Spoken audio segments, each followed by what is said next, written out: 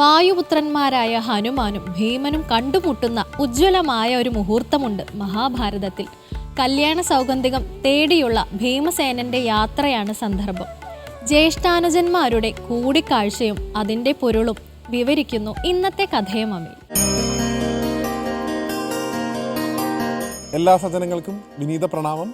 കഥയമമ്മയുടെ ഈ അധ്യായത്തിലേക്ക് എല്ലാവർക്കും ഹാർദവമായ സ്വാഗതം.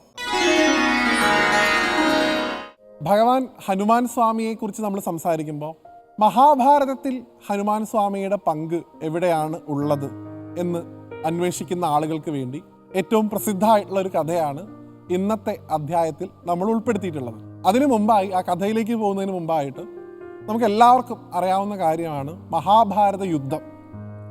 ആ മഹാഭാരത യുദ്ധം നടക്കുന്ന സമയത്ത് ഭഗവാൻ തൻ്റെ തേരാളിയായി കിട്ടി അർജുനന്. അത്യധികം ചൈതന്യപൂർണമായിട്ടുള്ള ഒരു തേരും അർജുനന് കിട്ടി. ആ തേരിൻ്റെ കൊടിയടയാളമായിട്ട് അർജുനന് ഉണ്ടായിരുന്നത് ഹനുമാനായിരുന്നു. ഹനുമാന്റെ ചിത്രമാണ് ഭഗവാന്റെ തേരിന് അല്ലെങ്കിൽ അർജുനന്റെ തേരിന് കൊടിയടയാളമായിട്ട് ലഭിച്ചത്. എങ്ങനെയാണ് ഈ ഹനുമാൻ സ്വാമിയുടെ സാന്നിധ്യം തൻ്റെ ഏറ്റവും പ്രിയപ്പെട്ട ഭക്തന്മാരിൽ ഒരാളായിട്ടുള്ള അർജുനന് ലഭിച്ചത് എന്ന ചോദ്യത്തിൻ്റെ ഉത്തരം നമ്മളെ കൊണ്ടുചെന്ന് എത്തിക്കുന്നത് ഒരു പൂവിലാണ്. ആ പൂവിനെ കുറിച്ചാണ് ഇന്നത്തെ അധ്യായത്തിൽ നമ്മൾ സംസാരിക്കുന്നത്. എല്ലാവർക്കും ഏറ്റവും പ്രശസ്തമായിട്ടുള്ള തുള്ളൽ കവിതകളിലൂടെയൊക്കെ വളരെയധികം പരിചിതമായിട്ടുള്ള കല്യാണ സൗഗന്ധികം എന്ന ഒരു പുഷ്പം. ആ പൂവിനെ കുറിച്ച് ആദ്യമായി ഭീമസേനനോട് പറയുന്നത് പാഞ്ചാലിയാണ്, ദ്രൗപദിയാണ്. എവിടെ നിന്നോ കാറ്റിൽ നിന്ന് ഒഴുകി വന്ന ഒരു പറന്നു വന്ന ഒരു സുഗന്ധം അല്ലെങ്കിൽ ഒരു ഇതൾ പൂവ്, അത് ദ്രൗപദിയുടെ കയ്യിൽ കിട്ടുകയും ഈ പൂവ് എനിക്ക് കൊണ്ടുവന്ന് തരാൻ സാധിക്കുമോ എന്ന് ഭീമസേനനോട് ദേവി ചോദിക്കുകയും ചെയ്യുന്നു. ദേവി എന്താഗ്രഹം പറഞ്ഞാലും ഒട്ടും തന്നെ സമയം കളയാതെ അത് സാധിപ്പിച്ച് നൽകുക എന്നുള്ളതാണ് എൻ്റെ ധർമ്മം എന്ന് ഞാൻ വിശ്വസിക്കുന്നു എന്നാണ് ഭീമസേനൻ ആ ചോദ്യത്തിന് ഉത്തരമായിട്ട് പറയുന്നത്. ലോകത്ത് എവിടെയൊക്കെ തന്നെ ആയാലും കുറഞ്ഞ സമയം കൊണ്ട് ദേവിയുടെ കൈകളിലേക്ക് ഞാൻ ആ സൗഗന്ധിക പുഷ്പങ്ങൾ എത്തിക്കും എന്ന് പറഞ്ഞ് ഭീമൻ തൻ്റെ പ്രസിദ്ധമായിട്ടുള്ള ആയുധമായിട്ടുള്ള ഗദയുമായി കാട്ടിലൂടെ സഞ്ചരിക്കുന്നു. ഒരുപാട് വന്യമൃഗങ്ങളുണ്ട്, നിരവധിയായിട്ടുള്ള അപകടങ്ങളുണ്ട്. ഇതിനെയൊക്കെ തന്നെ തൻ്റെ ബലം കൊണ്ട് നേരിടാം എന്ന ഉത്തമമായിട്ടുള്ള വിശ്വാസം ഭീമനുണ്ടായിരുന്നു. അങ്ങനെ ഭീമസേനൻ്റെ ആ വരവ്, ആ കാടിളക്കിയുള്ള ഒരു വരവാണ് കദളീവനത്തിൽ ഇരുന്നു കൊണ്ട് ഹനുമാൻ അറിയുന്നത്. ധ്യാനത്തിലിരിക്കുന്ന ഹനുമാൻ പോലും തൻ്റെ അനുജൻ വായുപുത്രനാണ്. ഭഗവാൻ ഹനുമാനും ഭീമസേനനും ഒരുപോലെ വായുവിൻ്റെ പുത്രന്മാരാണ്.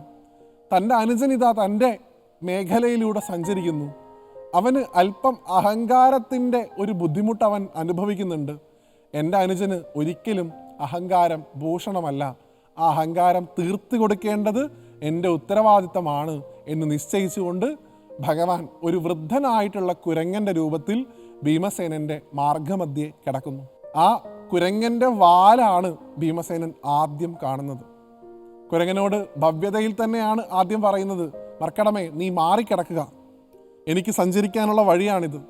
നിന്നിലുള്ളതും എന്നിലുള്ളതും ഒരേ ബ്രഹ്മബോധമാണ്, അതുകൊണ്ട് ഞാൻ ഇതിനെ ചാടിക്കടന്നു പോവില്ല, അതുകൊണ്ട് നീയായിട്ട് മാറിക്കിടക്ക്. ഈ സമയത്ത് വളരെയധികം പരിഹാസത്തോടു കൂടി, പുച്ഛത്തോടു കൂടി ഭഗവാനെ, ആ ഭീമസേനനെ കളിയാക്കുന്ന ഭഗവാനെ നമുക്ക് മഹാഭാരതത്തിൽ കാണാൻ സാധിക്കും. ക്ഷമ നശിച്ച ഭീമസേനൻ പറയുന്നു, എൻ്റെ ഗദ കൊണ്ടൊന്ന് തൊട്ടാൽ നിന്റെ വാല് പൊടിഞ്ഞു പോകും, അതുകൊണ്ട് നീയായിട്ട് മാറിക്കിടക്ക്. അപ്പോഴും ശക്തമായിട്ടുള്ള പരിഹാസമാണ് ഹനുമാന്റെ ഭാഗത്തുണ്ടാവുന്നത്. നിങ്ങൾ 5 പേരോടെ ചേർന്ന് ഒരു ഭാര്യയല്ലേ നിങ്ങൾക്കുള്ളത്? നിങ്ങളൊക്കെ കാട്ടിൽ ഓരോ ആൾക്കാരെ പേടിച്ച് താമസിക്കുകയല്ലേ ചെയ്യുന്നത്? നീ എവിടത്തെ ഭീമസേനനാണ്, നീ എവിടത്തെ പാണ്ഡവനാണ് എന്നൊക്കെ ചോദിച്ച് ഭഗവാൻ ഇങ്ങനെ പരിഹസിച്ചുകൊണ്ടേ ഇരിക്കുമ്പോൾ ഒരിക്കലും ഇനി ഇവൻ്റെ മുമ്പിൽ മര്യാദയുടെ ഭാഷ സാധിക്കില്ല എന്ന് മനസ്സിലായ ഭീമസേനൻ തൻ്റെ ഗദ കൊണ്ട് ആ വാൽ ഉയർത്താൻ വേണ്ടി ശ്രമിക്കുന്നു. എത്രത്തോളം പരിശ്രമിച്ചിട്ടും ആ വാലിനെ ഒന്ന് അനക്കാൻ പോലും അദ്ദേഹത്തിന് സാധിക്കുന്നില്ല. ആ വന്ന് കിടക്കുന്നത് ഏതോ ദിവ്യ പുരുഷനാണ് എന്ന് മനസ്സിലാക്കിയ ഭീമൻ തളർന്ന് അദ്ദേഹത്തിൻ്റെ കാൽക്കൽ അഭയം പ്രാപിക്കുന്നു. ഭഗവാൻ തൻ്റെ വിശ്വരൂപം തന്നെ ഭീമസേനന് കാണിച്ചു കൊടുക്കുന്നു. അപ്പോഴാണ് ഭഗവാൻ ചോദിക്കുന്നത്, എന്ത് വരാണ് വേണ്ടത്?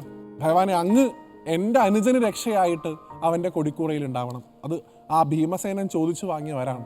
അർജുനൻ്റെ ആ രക്ഷയായി ആ ദുര്യോധനാദികൾ ആ രഥത്തിന് നേരെ അയച്ച എത്രയോ ദുർമന്ത്രവാദങ്ങളെ, മറ്റനേകം പിശാചുകളെയൊക്കെ തന്നെ തൻ്റെ വെറുമൊരു വാലനക്കം കൊണ്ട് ദൂരെ പായിച്ച ചൈതന്യമായി ഭഗവാൻ കൃഷ്ണൻ തെളിച്ച തേരിൻ്റെ കൊടിയടയാളമായി ഹനുമാൻ സ്വാമി വന്നത് ആ ഭീമസേനൻ വാങ്ങിയ വരത്തിൻ്റെ ഫലമായിട്ടാണ്.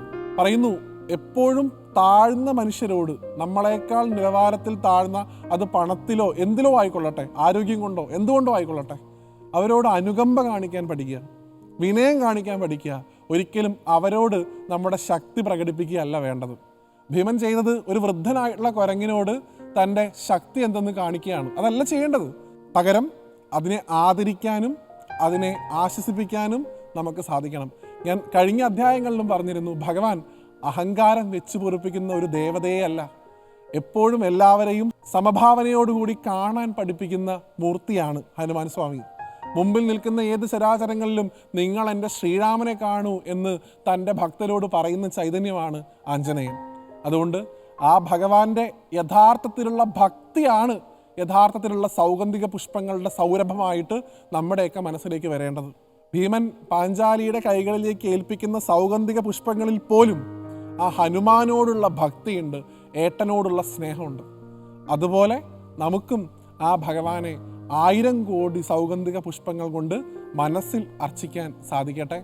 ഭഗവാന്റെ അനുഗ്രഹം കൊണ്ട് എല്ലാ തരത്തിലുള്ള ജീവജാലങ്ങളോടും സമഭാവനയും ബ്രഹ്മബോധവും ഉൾക്കൊണ്ടുകൊണ്ട് പെരുമാറാൻ നമുക്ക് സാധിക്കട്ടെ എന്ന് ഭഗവാനോട് പ്രാർത്ഥിച്ചുകൊണ്ട് ഈ അധ്യായത്തിൽ നിന്ന് വിടവാങ്ങുന്നു.